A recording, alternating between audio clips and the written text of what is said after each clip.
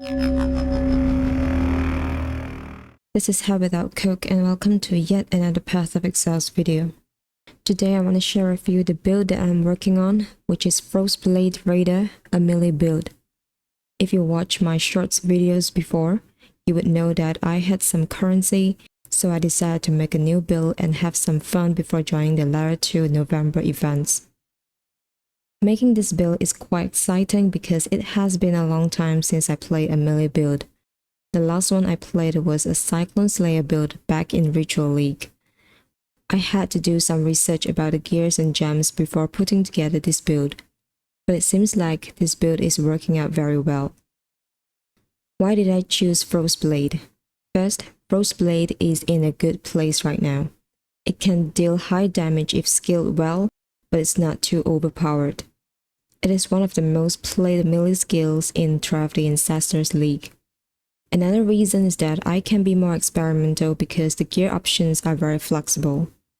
There are many ways to make this build. Lastly, I have never tried this build before, so I figured it would be fun to give it a try. I saw a lot of people playing this skill as Slayers or Tricksters. I wanted to do something different, so I went with Raider instead. It makes sense to go Raider because this build skills a lot of frenzy charges.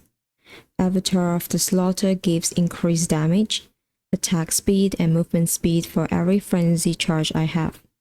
I didn't get Avatar of the Chase for Onslaught because we can easily get it somewhere else. Avatar of the Will, on the other hand, is not only good because it gives more damage than Avatar of the Chase, but it also makes capping spell suppression and elemental ailments avoidance so much easier. There are many options for the weapon slot. You can use rare claws, two-handed swords for example, a new unique, Raketa's Dance or one-handed swords like the Savior. Raketa's Dance is a solid choice. The only downside is that you can't use a shield. I also feel like it is better used with Slayer because of easier access to two-handed nodes at the bottom of the passive tree.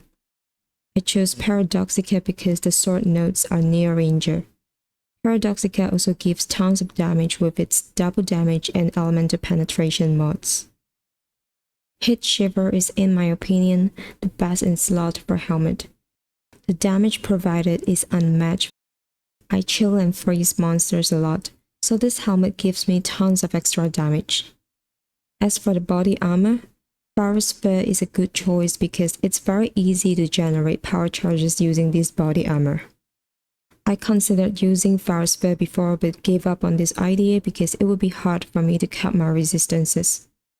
Replica Fire Sphere is also a great option because you can generate endurance charges very easily. It's highly recommended to use this body armor if you play a Slayer because of the Ascendancy skill Masterful Form. With Masterful Form, your maximum endurance charges are equal to your maximum frenzy charges. Meaning, if you have 9 maximum frenzy charges, you will be able to gain 9 frenzy charges and 9 endurance charges when you gain Cat's agility, which is very good for defense. The most defensive option for this slot would be Lightning Coil, but I couldn't use it for obvious reason. I went with a rare to cap my resistances and get some physical damage mitigation. The huge chunk of evasion is very nice too because I don't use Grace in this build. As for my gloves, I use Tanuahi to gain Onslaught and Adrenaline. I know a lot of people use Calm Spirit, but for Calm Spirit to work, you have to stack life regen. Whether it's from the passive tree, gears, Vitality Aura or Enduring Cry. Most people end up using Enduring Cry because of the extremely high regen. However, if I wanted to use this, I would have to path out very far and grab Call to Arms to make my war cries instant. I probably would have to give up some defense on my gears as well to get some life regen. I didn't feel like it was worth all these troubles. I think it makes more sense to use Calm Spirit if you play this build as Slayers. For Tanuahi to work, we must have some degen and life leech, but when I was following my original passive tree, I couldn't get Onslaught and Adrenaline to proc very often. The uptime was so bad that it was only like 10 to 20% when mapping. so, I did some testing and found out that for Tanuahi to work properly, you can't have any source of life gain on hit or on kill. Second, you will have to remove any source of instant leech. Once I did this, the onslaught and adrenaline buffs became very consistent.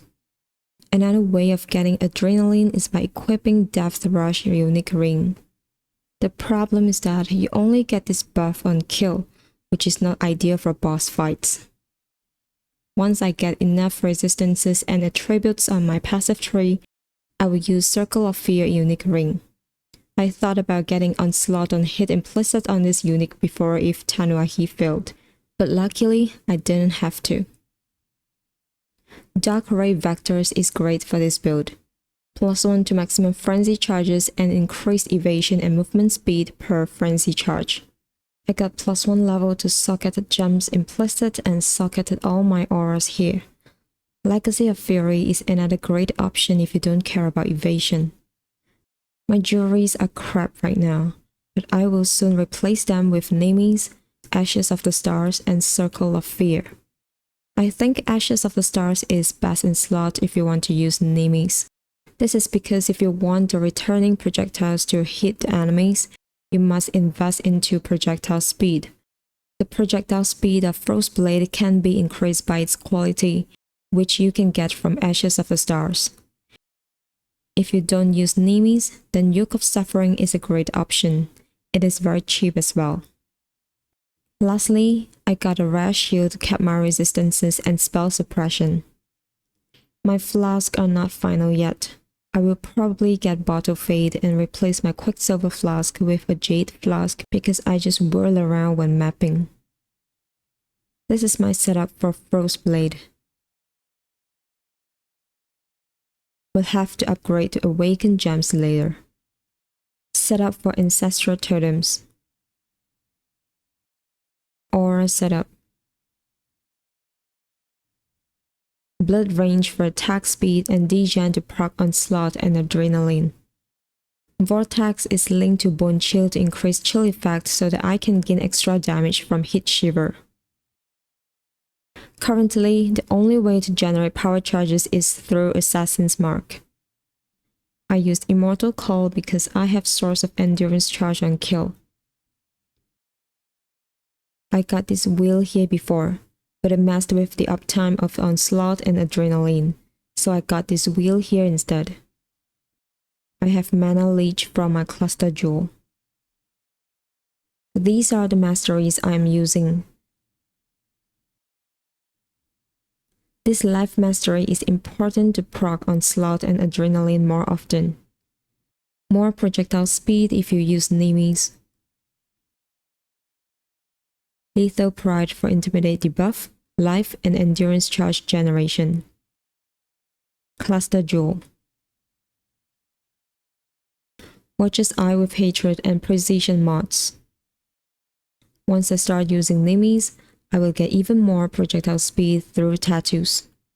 I will probably use Tattoo of the Thassalio Scout as well for increased effect of marks. I really enjoy the playstyle of this build. It's fast and the explosion from Herald of Ice is very satisfying.